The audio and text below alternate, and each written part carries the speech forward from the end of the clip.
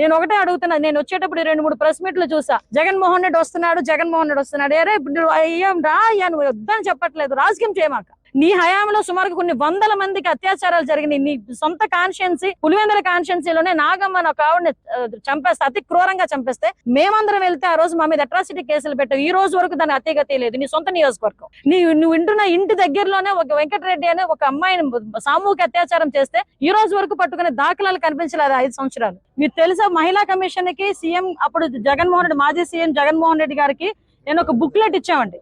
ఇంతమంది అమ్మాయిలను చంపేశారు, ఇంతమంది అమ్మాయిల మీద అత్యాచారాలు జరిగినాయి, మీరు ఎటువంటి యాక్షన్ తీసుకుంటున్నారంటే ఒక్క రోజు దాని గురించి మాట్లాడే సందర్భం లేదు.